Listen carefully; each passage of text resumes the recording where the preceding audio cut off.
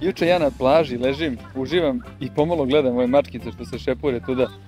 Kad odjednom prilazi meni neki matorac, ima jedno 40 godina sigurno, tako moje godište, počinje da mi drobi, kao nije u redu da tako gledam devojke pred ćerkom. Izvinjam se, kojom ćerkom, ne kapiram? Pa kao došli ste sa ćerkom, a gledate druge devojke i njeni godina. Gospodine, nemojte da me vređate, mi nije ćerka, to je njena drugarica iz srednje, inače moja devojka. A šta vama smeta što sam gledao vašu ćerku? Kad se on uvredi, kaže, nije mi to ćerka, to mi je devojka.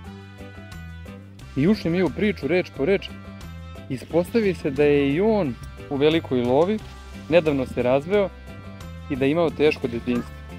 I ima slične psihičke nesigurnosti i komplekse kao i ja. U tom njih dve skočiše jedna ka drugoj, počeše da se grle i ljube. Nama dvojici ništa nije jasno. Prepoznale si, neverovatno. Kažu, išli su više puta u Dubaji preko iste agencije. Kako je svet mali, ej. Večera smo dogovorili malu privatnu žurkicu. Biće top.